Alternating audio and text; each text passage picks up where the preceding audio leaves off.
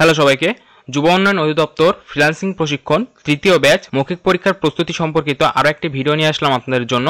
এই মৌখিক পরীক্ষার সাজেশনটি স্পেশালি তৈরি করা হয়েছে যুব উন্নয়ন অধিদপ্তরের এই বছরের অর্থাৎ 2025 সালের মৌখিক পরীক্ষাকে কেন্দ্র করে। এই ভিডিওতে মূলত কিভাবে আপনি মৌখিক পরীক্ষার প্রস্তুতি নেবেন এ টু জেড আমরা এখানে আলোচনা করেছি। আশা করছি এই ভিডিওটি এবং এই সাজেশনটি যদি আপনি ফলো করেন, আপনি বেটার একটা মৌখিক পরীক্ষার প্রস্তুতি নিতে পারবেন। এবং আরও একটি বিষয় বলে রাখি, আমাদের এই সাজেশনটির কিন্তু পিডিএফ ফাইল আপনি ফ্রিতে পেয়ে যাবেন আমাদের সহজটেক ফেসবুক পেজে। তো চলুন ভিডিওটি শুরু করা যাক। আপনারা ইতিমধ্যে জানেন যুব উন্নয়ন অধিদপ্তরের তৃতীয় ব্যাচের লিখিত পরীক্ষা কিন্তু অনেক কঠিন হয়েছে, যেটার অন্যতম কিন্তু কারণ ছিল এখানে প্রচুর পরিমাণ আবেদন হয়েছে, তাই বেশ ভালো চান্স রয়েছে মৌখিক পরীক্ষাও কঠিন হওয়ার। এজন্য প্রিপারেশনটা অবশ্যই ভালো হতে হবে। মৌখিক পরীক্ষার উপর আমাদের চ্যানেলে ইতিমধ্যে পূর্ববর্তী 2টি ভিডিও রয়েছে, সেগুলো ফলো করতে পারেন। সেখানেও কিন্তু আমরা মৌখিক পরীক্ষার সাজেশন নিয়ে বেশ ভালো আলোচনা করেছি। এর পাশাপাশি যে বিষয়গুলো মৌখিক পরীক্ষার জন্য গুরুত্বপূর্ণ সেগুলো আমরা এখানে আলোচনা করব।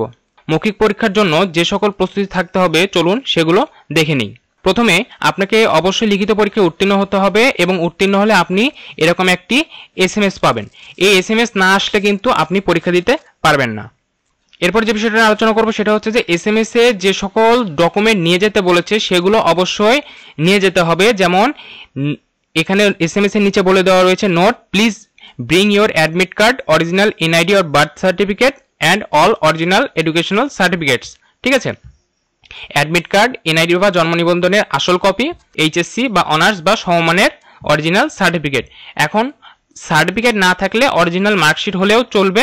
এরপরে ফর্মাল ড্রেস পরে যাওয়ার চেষ্টা করবেন, যদিও এটি আপনার নিজস্ব পছন্দ আপনি কেমন পোশাক পরে যাবেন, তবে ফর্মাল ড্রেস পরে যাওয়াটা ভালো, এটা আপনার ম্যাচুরিটি লেভেলকে তুলে ধরবে। তো এবার আসে আরেকটা গুরুত্বপূর্ণ পয়েন্টে, সেটা হচ্ছে যে পরীক্ষা শুরুর নির্ধারিত সময়ের 30 মিনিট পূর্বে কিন্তু উপস্থিত হবেন। কোনো সময় তাড়াহুড়ো করে ভাইবা পরীক্ষা দিতে যাবেন না এবং ভাইবা রুমে প্রবেশ করার পূর্বে আপনার মোবাইল ফোন সাইলেন্ট অথবা ভাইব্রেশন মোডে সুইচ করে নেবেন। তো এবার আসি মৌখিক পরীক্ষা চলাকালীন করণীয় কি।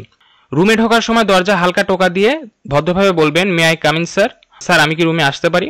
এরপরে ভাইবা রুমে প্রবেশ করার পর চেয়ারে বসার আগে শালীনভাবে অনুমতি নেওয়া খুবই গুরুত্বপূর্ণ, কারণ এটি আপনার ভদ্রতা ও শিষ্টাচার প্রকাশ করে।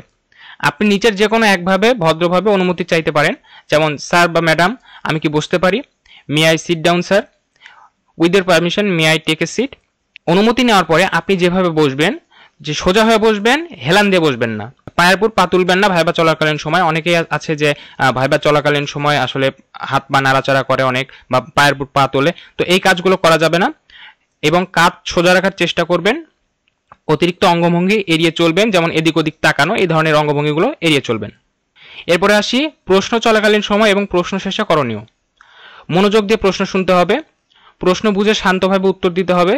কোনো প্রশ্নের উত্তর না জেনে থাকলে বা কোনো প্রশ্নের উত্তর আপনি নিশ্চিত না, তখন আপনি বলতে পারেন যে স্যার এই মুহূর্তে এটা মনে করতে পারছি না, বা দুঃখিত স্যার এই বিষয়ে আমি পুরোপুরি নিশ্চিত নই, sorry sir I am not sure about that, I will definitely learn about it.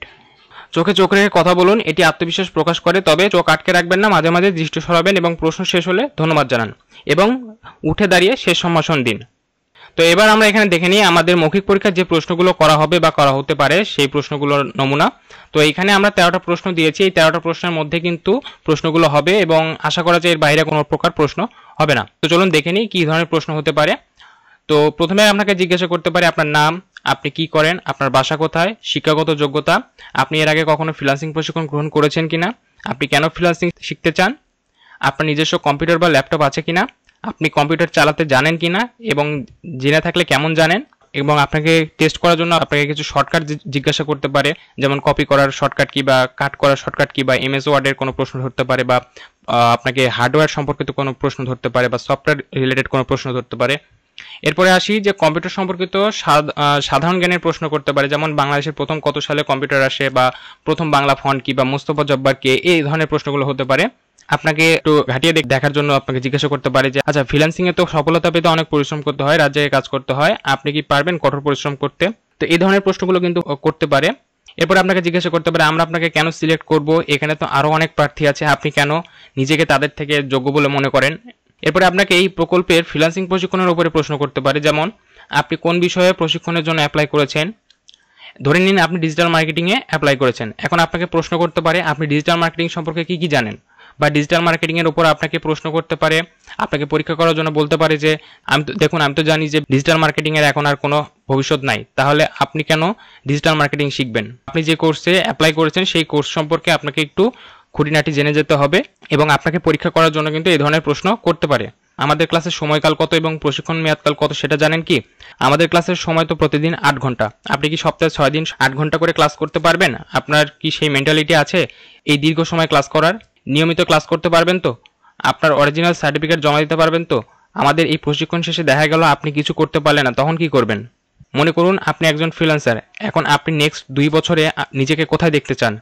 Freelancing এর মাধ্যমে কিভাবে দেশের বেকারত্ব দূর করা যেতে পারে? তো এই ধরনের প্রশ্নগুলো কিন্তু হয়ে থাকে এবং আশা করছি যে এর বাইরে তেমন কোনো প্রশ্ন আসার সম্ভাবনা নেই। এবং এছাড়াও আপনাকে কিছু সাধারণ জ্ঞানের প্রশ্ন করতে পারে বা সাম্প্রতিক কিছু বিষয়গুলো নিয়ে প্রশ্ন করতে পারে। তো এইগুলো আশা করছি যে এই প্রশ্নগুলো এবং এই স্টেপগুলো ফলো করুন। স্টেপগুলো ফলো করলে আপনি বেশ ভালোভাবে একটি ভাইবা প্রস্তুতি নিতে পারবেন। এবং আমাদের চ্যানেলটিকে এখনো পর্যন্ত সাবস্ক্রাইব না করে থাকলে অবশ্যই আমাদের চ্যানেলটিকে সাবস্ক্রাইব করে ফেলুন এবং আমাদের ফেসবুক পেজটিকে ফলো দিয়ে রাখুন। ধন্যবাদ সবাইকে।